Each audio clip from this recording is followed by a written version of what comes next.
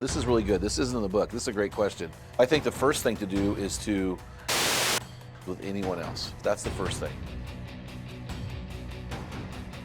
Men in the Arena Army, we salute you. Hey guys, thanks for listening to this episode of the Men in the Arena podcast. I'm Jim Ramos, your host and guide, leading you to your best version in the stress bubble. Don't spill the coffee of life and beyond. Welcome to today's Average Joe episode. But guys, let me tell you, these Average Joe episodes are not average at all. These guys are exceptional. They're killing it in the stress bubble.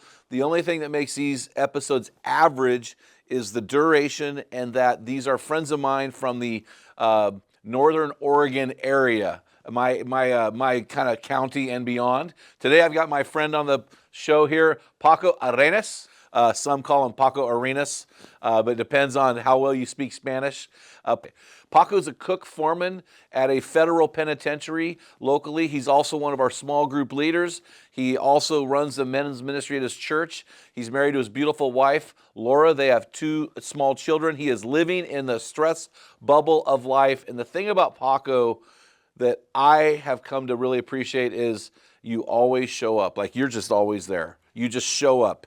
You're not the loudest guy in the room. In fact, you're not loud at all, but you're just always there, and I really appreciate that about you, man. And so guys, what we've done for the next 11 weeks leading up to the launch of Guardrails, 10 Boundaries for an Unbreakable Marriage, is I brought guys like Paco in. I've asked them to read one chapter, one guardrail, and come with questions so we can discuss it. So today we're talking about Guardrail 2, which is keep it surface level. Never have conversations with the opposite sex about the personal details in your life. And as you read this chapter, we really kind of push Samson into the corner a little bit and dissect some of his indiscretions, let's say. So anyway, how you doing, man? Thanks for coming on the show today. Good, doing well. You're all dressed up in your work uniform, and do you have a taser on or anything?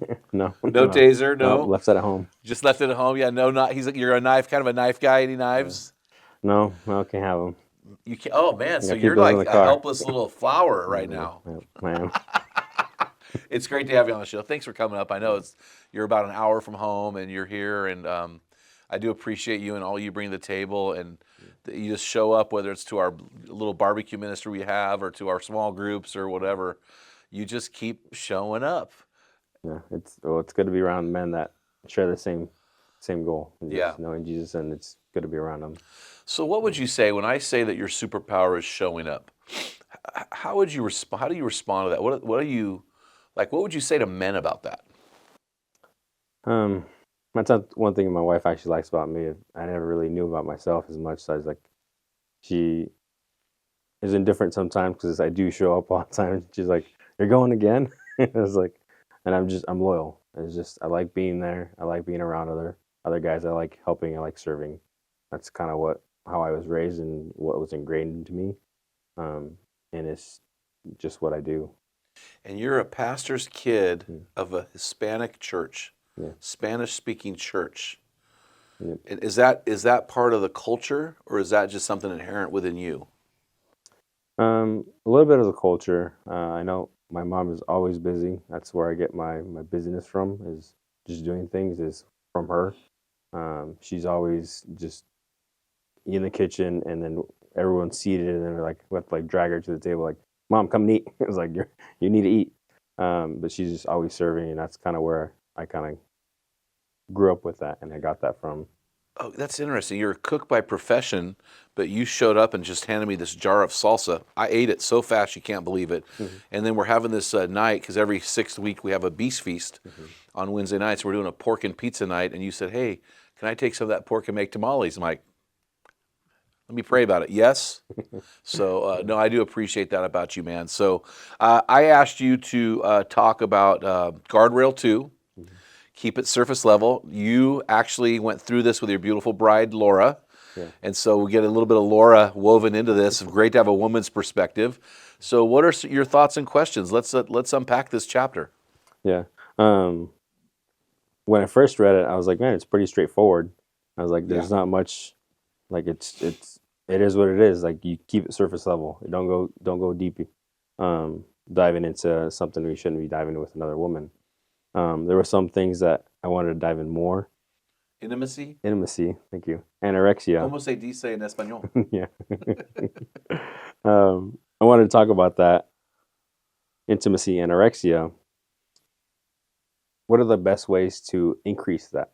Increase that in your marriage, increase that with your bride. Well, let's back up a little bit because I want to go back and talk about, before we get to there, because that's a great question. So it talks about in the Proverbs that when a man gets led astray, it's like getting pierced through the liver, and he doesn't even know he's been shot. Now, what I didn't say about you is you're an avid hunter. What do you know in hunting about a liver shot? What do you know about that shot? What are some things you know about a liver shot? It will take the animal a long time to die, and it's not an ideal shot. It's in some cases a bad shot because then you got to track the animal and potentially either come back the next day and see if it find the rest of the blood trail and either find it dead or If not you find find it, it. or not find Nobody, it at all. I've never met a guy. Have you ever met a hunter that I have made some liver shots.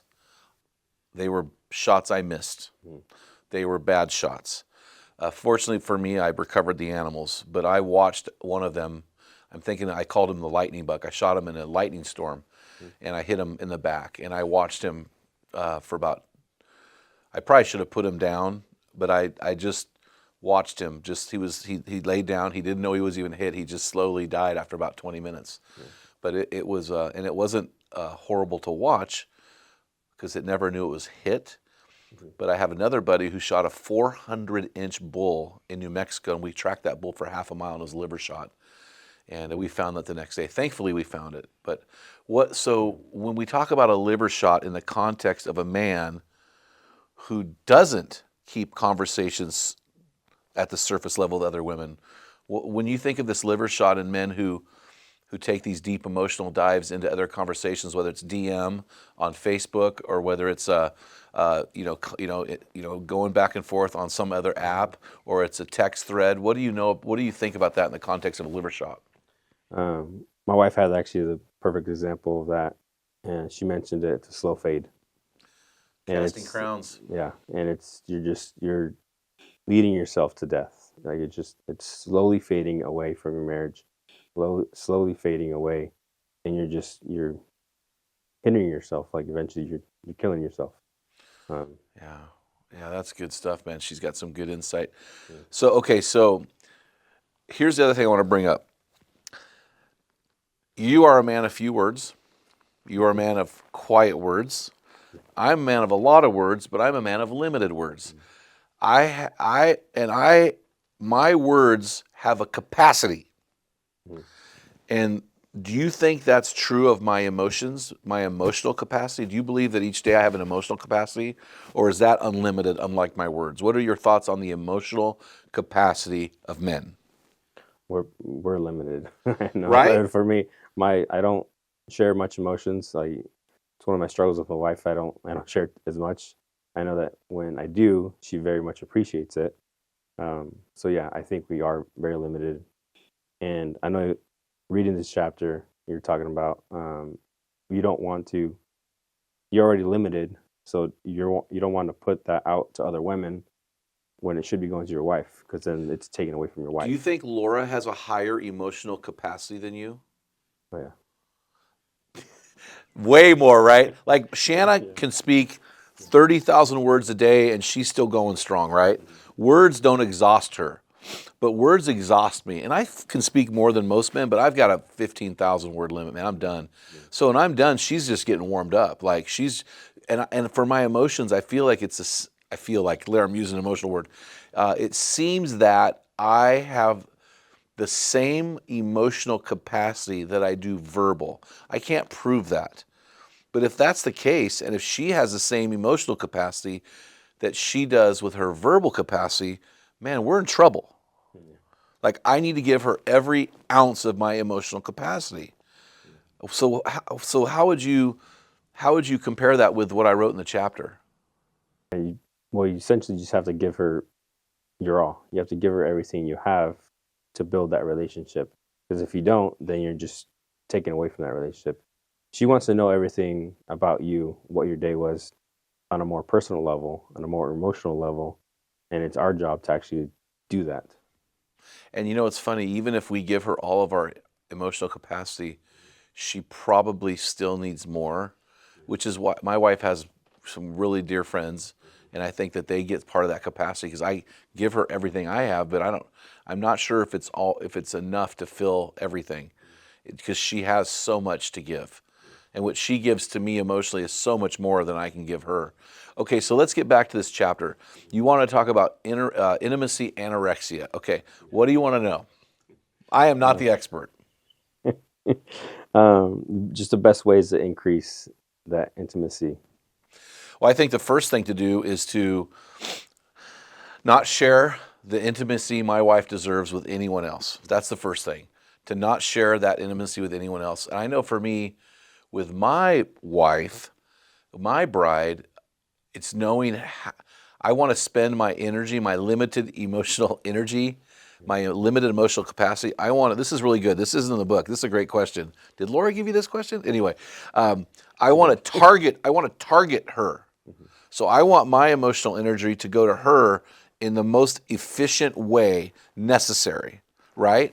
So I'm not going to come home and buy my wife a dozen roses, because my wife, gifts do not do much for my wife unless it's a gift she's already asked for, showed me where it is, sent me the link. I know exactly what I'm buying. My wife is not a gifts girl.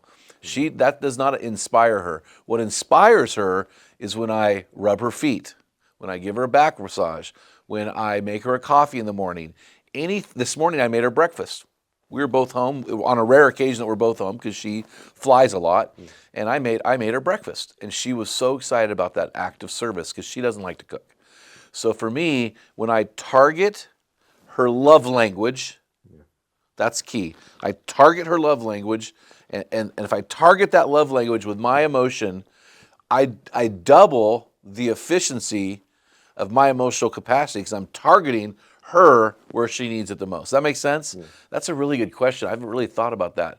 So she's a quality of time. She really wants to be around me, and especially with our jobs the way they are. So when I can target that, sitting in front of the TV is time with her. Mm-hmm. But what was more quality was last night I took her to dinner. We had a date night. We spent a wonderful dinner together and spent about an hour and a half talking, and that was targeting her love language and her emotional tank. And it's kind of like when I come to my bride, every woman, let's say this, every woman I interact with, every woman, I'm going to make some kind of deposit. And the only deposit I will ever make into a love bank is my wife, my daughters, and my grandchildren.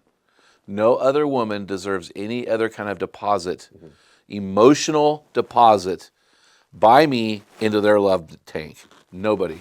So I think there's a negative side of this, which is you don't give your emotional capacity to anybody. Mm-hmm.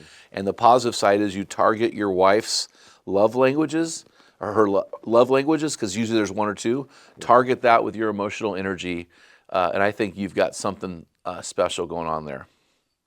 And I'm trying to think of any other way to target. I mean, there's so many ways to target, right? Yeah, that's a really good question. I might have to ponder that some more. You got another one for me? Yeah, just speaking on, Samson, I like that visual of the Bible. It shows Samson and his downfall in that, with Delilah at the end. And you mentioned that that was his liver shot was Delilah. It was a slow fade, and it killed him in the end. And speaking on details, for the section on details, I'm not a details guy. And faith, and talking about this just now, because you're choosing what to say with certain women and not to say. Yes. And this one, actually, we were talking about it last night. We were camping on this for a while because I was back and forth. Because you want to share in group settings, you don't want to share on one-on-one. And one of the questions I wrote down, actually, personally, when I was going through it, she actually wrote no on it. She was like, "No, that's not right." And I was like, so we were talking back and forth. Can you have a God-centered conversation, but yet still surface level with another woman? Okay, well, let me go back to Samson. So I spent quite a bit of time on Samson and Delilah. So she was not his wife, but he was in a sexual relationship with her, an intimate relationship. And so I want to talk to you single guys. Just because you're single doesn't mean you can just go deep dive intimacy with anybody. You are saving, you've got an emotional capacity for your life, and you've got an emotional capacity every day. You don't want to pour any of your emotion, any of your heart into any woman besides your wife. So be very, very careful how much you're giving to these women that you are courting, that you are dating. Be very, very careful, because this story with Samson and Delilah, she was not his wife, and he gave her all of himself emotionally. He told her his deepest secrets, and so nobody deserves to know those secrets except for my wife. Nobody. And so as far as a God-centered conversations with a woman, I would say no, because for me, when I go to Starbucks, most of the people that work there are women. So I'll have little friendly conversations. I order my food, or my coffee, very surface level, very, very surface level. But when you start talking about Jesus, now you're talking about the soul level. So you start talking soul level stuff with a woman that's not your wife, I think you're crossing a boundary, because that's deeper than talking to a non-Christian. It's the deepest level is the soul level. So I would agree with your wife on that and think that that's probably not a good idea, because you're moving beyond the heart level into the soul level.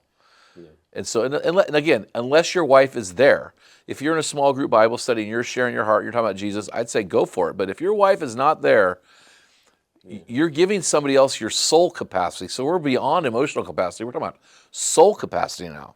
So I would probably agree with Laura on that. I would say, yeah, if I found my wife was sharing about what God was doing in her life with another man, I would go crazy. Yeah.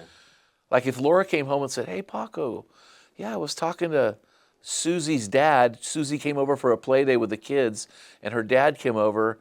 And did you know he's really struggling with, his love for Jesus? And I, he asked me to pray for him, and he shared his heart. You would go crazy with that, right? I mean, I would go insane. So, yeah, I think she's probably right on that. How can we keep, so diving in that a little bit more, how can we do that? Because obviously we want to be, you mentioned fishers of men. We want to obviously evangelize and reach people, and men and women. How can we do it surface level and stay surface level, like all throughout the whole conversation? Or is it even possible? That's a really good question. So I have a bracelet a friend of mine from Texas gave me, and it's a bunch of Mox fishing swivels, and it's made by a guy named James Avery, and it's to remind me that I'm a fisher of man. So everywhere I'm going, I'm throwing lures, right? In an evangelistic setting, how deep can you go with a woman?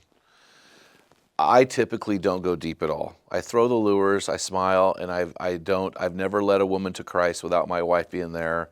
I typically don't go deep at all. And if I happen to be at a restaurant and somehow I had a situation happen at a restaurant with my accountability partner. I was with my accountability partner, and the waitress came over and got on her knees in front of us because she knew we were ministry guys and asked us to pray for her.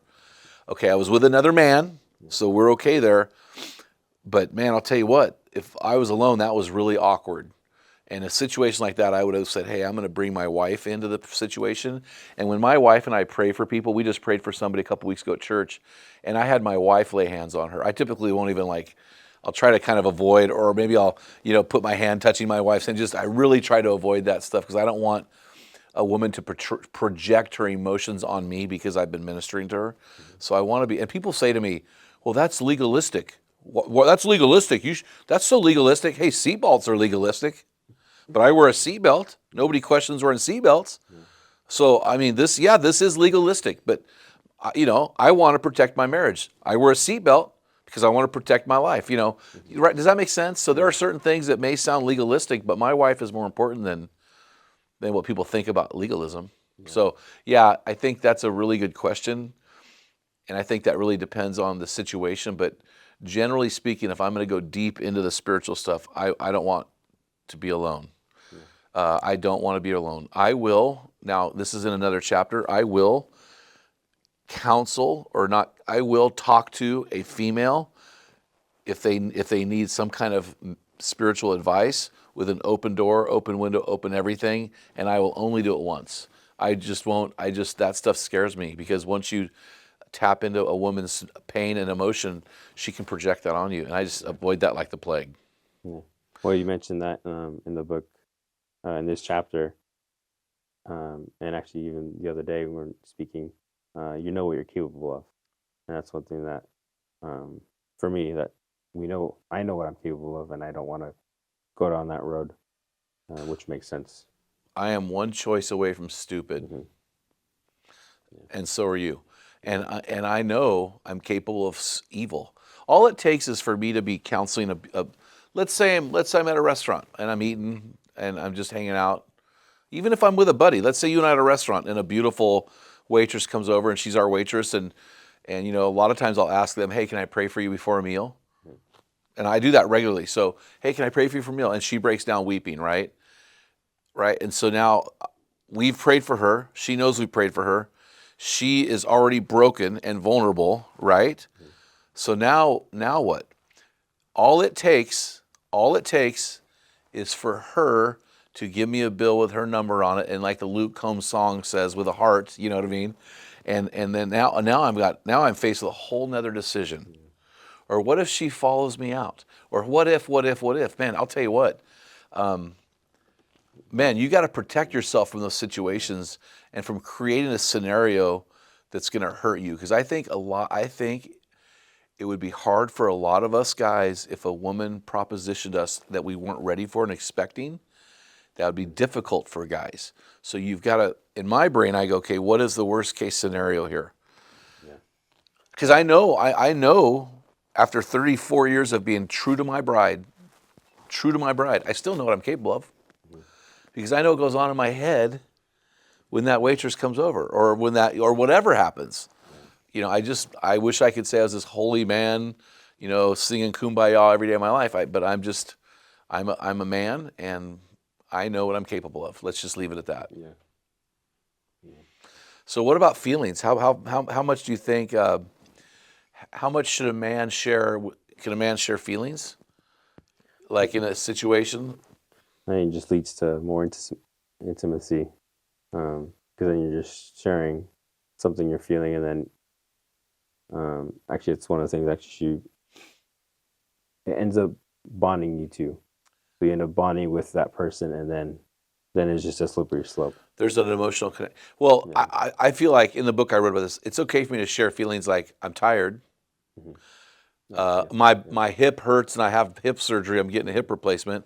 I think those kind of feelings are okay, but don't share emotion. Yeah. I'm upset with my wife. Oh, that's the worst thing to say. I'm feeling anxious right now. I'm feeling sad right now. I'm feeling lonely right now.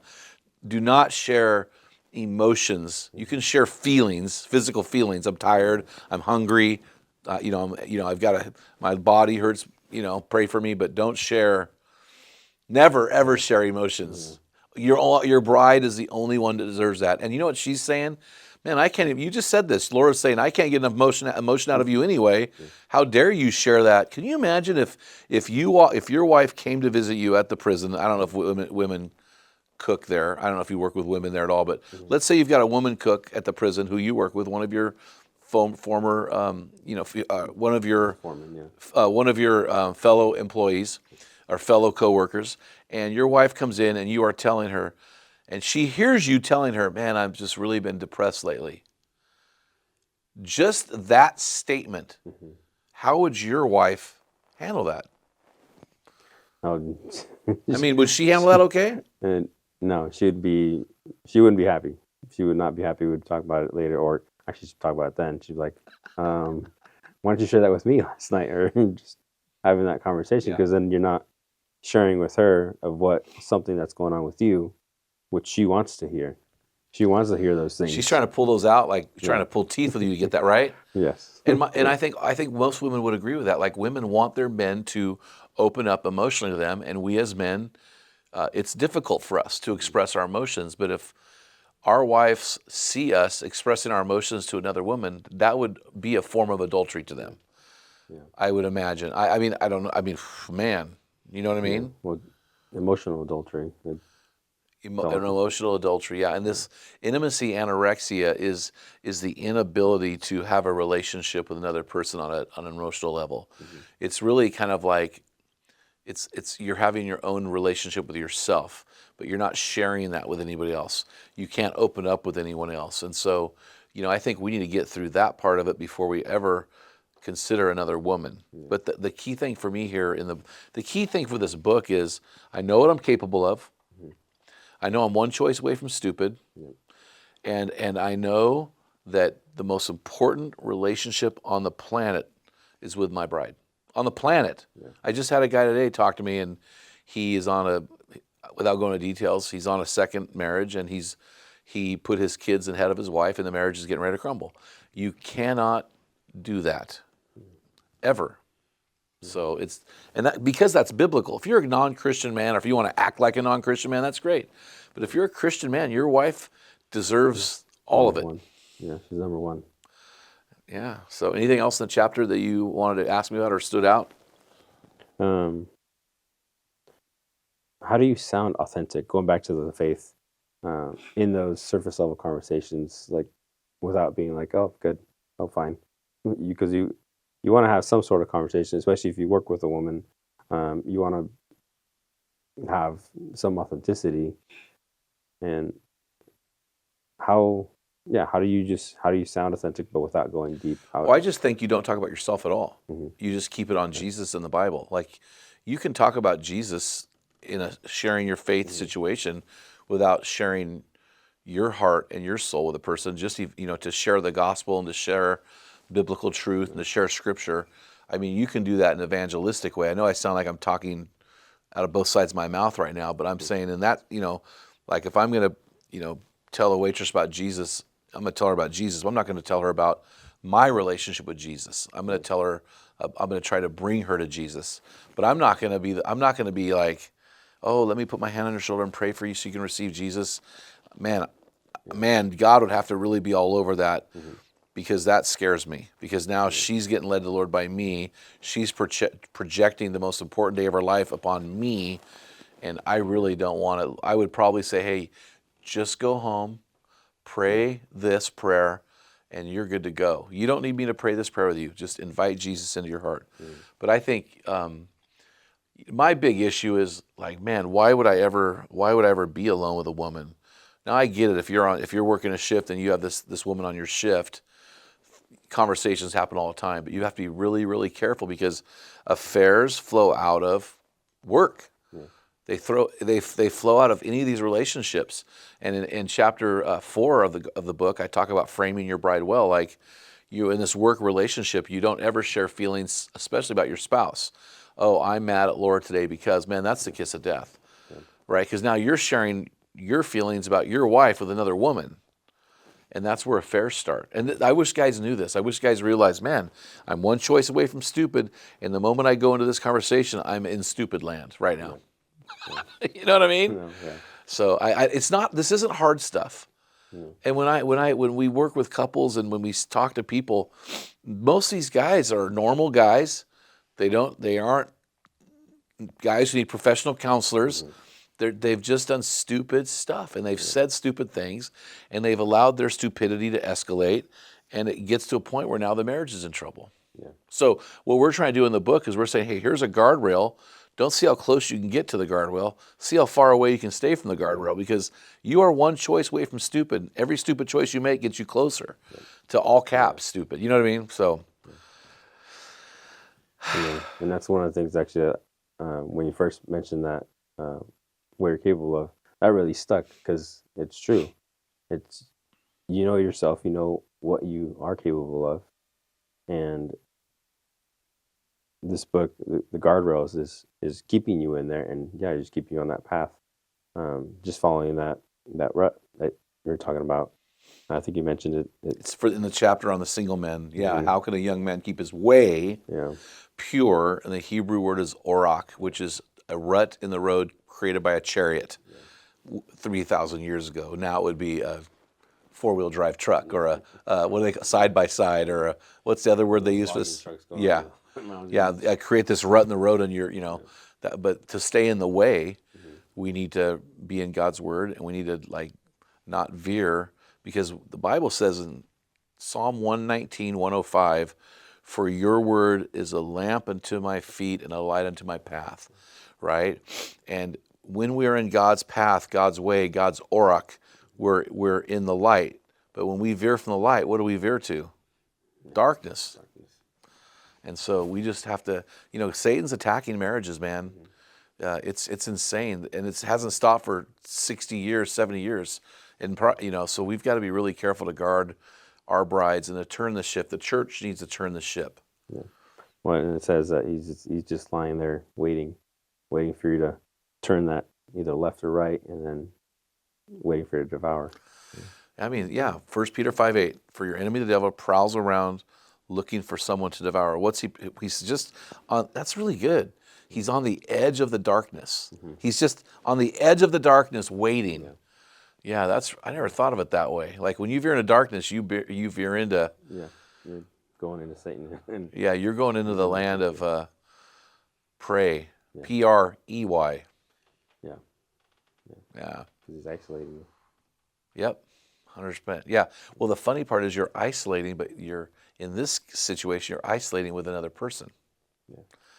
Right? Because if she's going to engage you in this kind of language, she may or may not be married, but she's going to entice you. The Bible talks about that in the Proverbs quite a bit. Yeah. So, any other thoughts? I did like Shanna's part as well, when she was talking about the emotions on your face. Yes. And I thought that was really good, because I was like, oh, that's right. Yeah, a lot of times your emotions are like, you show emotions, but whether you show them and you share them are two different things. Yeah, I really appreciate Shanna. So for those of you who don't know, Shanna wrote about 300 word sections in every chapter for the women. So it's her perspective. Mm-hmm. And my wife is an open book. Man, she will tell you what's going on. But she won't do it at work in certain situations. Like with me, she'll just tell me. Mm-hmm. But at work, she's got to be careful what she says, right? And I think in social situations, we have to be really, really careful. You can wear whatever emotions you want, but you got to be really careful what comes out next. Because what comes out next could ruin your marriage. I know that sounds like hyperbole, but I've just seen one comment, one compliment, one emotional state of mind shared, and it just leads you down a dark path. Yeah. And for some, it takes years to happen. For some, it takes hours. Yeah, well, that slow fade. It is a slow fade. Happens over time, one conversation after the other. Yep. And just leads you. That's why it's such a great. I'm excited to read the whole book, because it's simple. If you stay on the path, you don't veer off, then you're golden. Your marriage is going to be great. It's when you start giving your emotions to other women and just sharing little things, and even not even like going head first all the way. It's like just putting your toe in, and just little by little, and that's where you get in trouble. Yeah, this was a weird book to write. Like I've written, I think this is my 17th or 18th. I've got a couple that I've never published, but I think I've published 17. I can't remember, but this was the first book I ever wrote that I felt like God was anointing the writing, like within hours of writing it. Like it was a weird relationship with me and the Lord. I felt the most peace writing this book than any other book, most flow. A Bible insight that came out like the night before I wrote the chapter. I would go to bed going, I don't know what I'm talking about tomorrow. I don't know what I'm going to write about. And God would just give me this revelation. I mean, the Samson story, that was like I don't know where that came from. And so I feel like this book has got a real anointing on it that really will help marriages. I mean, I'm humbled. Honestly, I'm humbled. Because when I read the book, when I read the chapter that we talked about today, I was like, man, this is good. Who wrote this? It was like the Holy Spirit wrote it. It's just crazy, crazy, crazy. So really, really excited about that. So, man, I appreciate you coming in, man. I appreciate that you just show up for stuff, and appreciate your wife and the strength that she brings to you. And man, my prayer is that she continues to bring all of her strength to you, and you bring all of her strength to her, and you don't share that strength with anybody. Yeah. So, hey guys, hope you enjoyed today's episode. Man, I want to encourage you guys, man, go pick up this book. You can pre-order it on Amazon. I think it's a game changer. Maybe put together a marriage conference, do a small group. I think it's really utilitarian, powerful, and anointed. So until next time, feel the wet sand on the arena floor. Hear the deafening roar of the crowd. Taste the sweetness of victory. Smell the stench of battle. Get in the game, get dirty, grind it out. Give your bride all your emotional capacity, and be a man.